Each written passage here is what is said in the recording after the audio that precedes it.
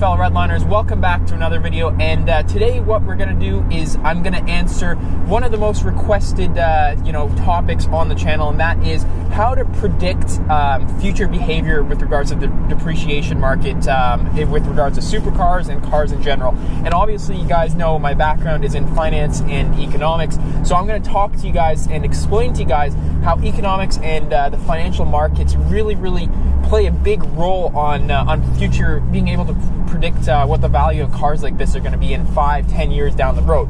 So without further ado, I'm not even going to waste any time, just kind of gonna get right into it. But before I just start, I just want to let you know, if you guys appreciate this video, enjoy my videos as a whole, please hit that thumbs up button, subscribe down below, and now let's get right on to it. So I'm going to start this video off talking about basic economics, and this is really important when it comes to understanding why cars like this don't really depreciate very much. So there's two really big economic factors that I want to talk about, and that's supply and demand, and then financial markets. So we're going to leave supply and demand aside for a second. We'll get to that in just a second, but I'm going to start with the financial markets.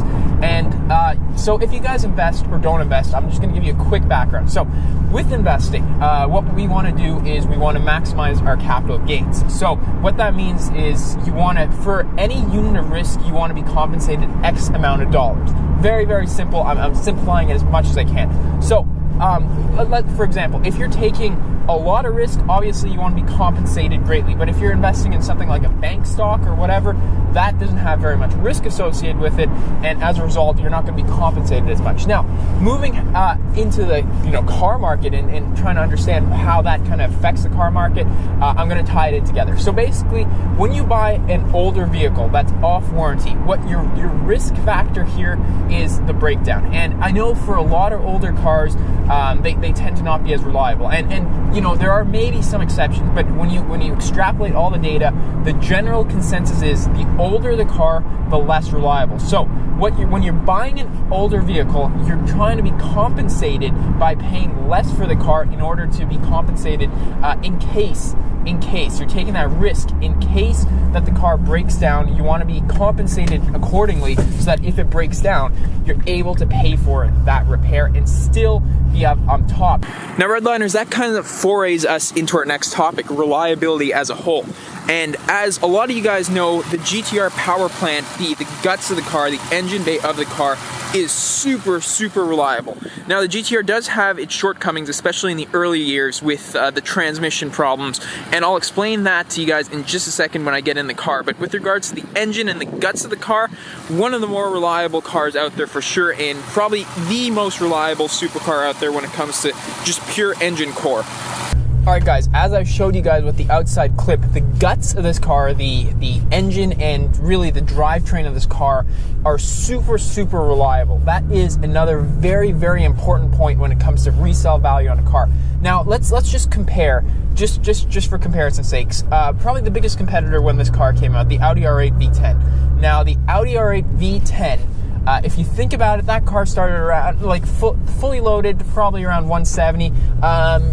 Basic options, probably around 150 out the door. Now the GTR at the time started around $75,000, the 2009 variant.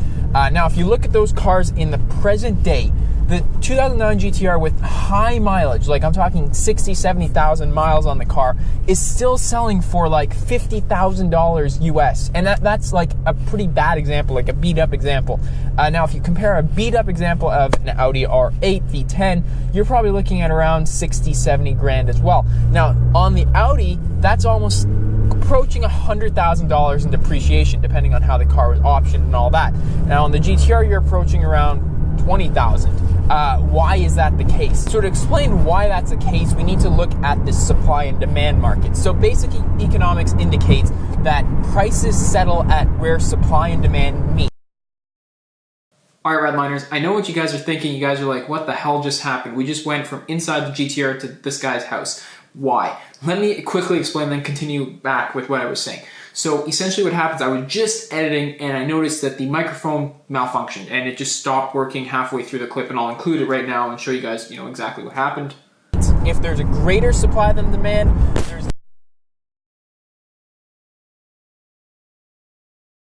So yeah, there you have it, guys. I have no idea what happened. Anyways, I just wanted to finish this video because you guys have demanded for it, you know, to come out so you guys can help, you know, understand what's going on with the car market. So figured I'd just do it right here. It's really, I don't know if you guys can see, it's pretty light behind me, but it's really shitty outside. It's raining and it's all wet. So I didn't want to drive the GTR to continue this video. I just figured doing it here is the best way of doing it. Anyways, let's hop back in. I'm going to continue with what I was saying. So basically, you got to understand the supply and demand market, and I've actually drawn out a few things to help you guys understand it. So in a perfect world where supply equals demand, you're going to have a, hopefully you guys can see that, you're going to see it settle right there perfectly. You see how supply and demand are meeting right in the middle, and that's why you have an equilibrium price point where it's perfect. Now, in some car markets, you're going to have somewhere where supply is obviously much greater than demand. And in this case, what happens is you're going to get a lower settle price. So to put that on a basic graph, let's see if you guys can see that. So you see how much lower that price is when you compare it to that. That is simply because your supply in this case is so much more than your demand, and that's why the settle price is so much lower. Now, and then in the other, like the opposite of that, finally, we have somewhere where demand is obviously much greater than supply. You can see the settle price is much greater. So let's kind of get into it and explain what all this means. So basically, when you have a perfect equilibrium, that means the market is going to kind of stay stable. The price will not move because your supply is equaling demand. There's no point of it moving. It's kind of perfect right there. Now, what happens when you have a greater supply than demand, the second graph that I showed you guys, what happens in that case is that the price of the car will, in this case, drop to the point where supply again equals demand. It always has to equal, and it's going to fall or rise or stay the same if it's at that point. So in this case, why? Like, we need to understand why this happens. And the reason behind that is, one, from what I mentioned earlier, the reliability. And then the second thing, I know you guys are going to say, GTR fanboys, how did that have to, you know, do with the GTR market or supercar market in general? But the thing is, the GTR was always a car that attracted a lot of younger audience. Like, it attracted the younger audience, and it still does today. And now, as people start to get older and have the income and be able to afford their dream car, they're going to try and get into that market. And what does that do? It helps, you know, keep the demand of the car high, as opposed to letting it drop. Which means that the price of the GTR, the used car market, does not drop as much. And that's why you see the GTR car price staying kind of similar, or you know, it depreciates, but it's basically seemingly far less than any other car in its class.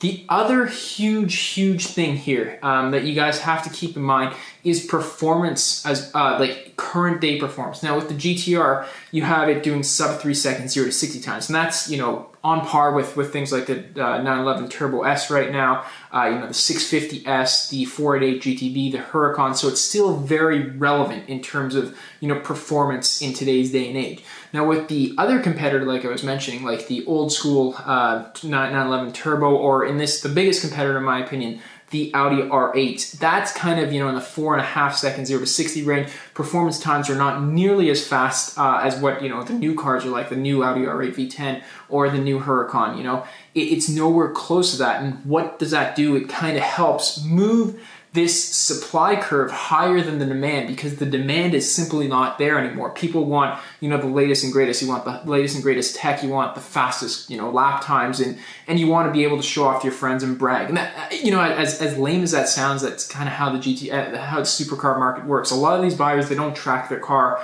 They get it for the bragging rights. And, you know, if the people say, oh, your car only does like 4.5 seconds, 0 to 60, you know, mine does it in 2.5, you know, it's kind of sad, but that's kind of what happens with the supercar market. And, you know, going by these principles, these principles that I've outlined throughout the video, you'll be able to better predict what's going on. And here, I just want to touch on one more thing. Look at the Mclaren. Mclaren, you guys you may be like, is that exempt? Because those cars are still pretty fast, they're pretty relevant. Here's the thing with Mclaren, the reliability on them is not great, and then the price to fix them, extremely high. Like they're very expensive cars to fix. And on top of that, McLaren is kind of shooting themselves in the foot by releasing new versions of the car every year or two, and they're coming out with they're one-upping their own product. And what that creates is basically a huge amount of supply, because everyone, all current McLaren buyers are like, oh, well, there's something better, I'll just upgrade that, so I'll sell it. But the demand is not there because of the fact that, well, they're unreliable and they're off warranty at that point in time. So that creates a huge depreciation market. Like, look at the McLaren MP412C. That's close to almost 250, 300K, let's say, brand new with fully optioned. Now they're trading for low 100s. That's, almost a 200K depreciation there. And why? Exactly why I mentioned it to you. Now, the 720S that just came out, obviously that one is selling for MSRP right now, because there's nothing better, and it's really the king right now. There's nothing that can topple that. Now, let's say McLaren comes out with the 750S 6 months down the road, or whatever they plan to call it. You're going to see the 720S take a huge hit in the depreciation, just like the 650S did. And, if you apply these principles, like I mentioned earlier, to any car, any supercar really, you'll be able to better predict the market, and you'll be able to know what's going on. Now, I'll give you one final example before I'm hopping off. Look at the Huracan market right now. The last, in my opinion, naturally aspirated Lamborghini, or really the naturally aspirated supercar that's going to come out. Look at all the competitors. I just mentioned McLaren, Ferrari 488 GTB, turbocharged. You look at the GTR, turbocharged. You look at the Porsche, turbocharged. So really, all their competitors are turbocharged, and it's really the last one in its class to have a naturally aspirated engine and still be a performance marvel. Why is that car doing so well in the depreciation market? Well, because the demand's there. People want a naturally aspirated car because, well, it just sounds good, and it still provides a similar performance. And if they want, they can add turbochargers to it later, or superchargers, or whatever. But for now, that car is doing very well. And I think,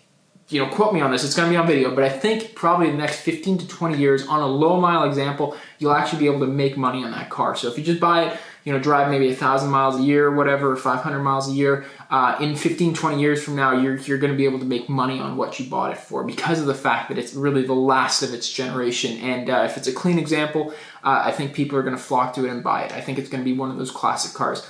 Anyways, guys, let me know what you guys think first of all. What do you guys think of my explanation? I tried to kind of port, finance and economics and help you guys understand the market. I hope I did a good job explaining. I explained it in the most simple form possible. Obviously, there's much more complex formulas and all that going through, but this Economics 101, like, very, very basics here. But I hope it still summarizes what happens in the car market as a whole. So I hope you guys enjoyed this video. If you guys did, hit that thumbs up button. I look forward to seeing you guys next video. Take care. Bye-bye.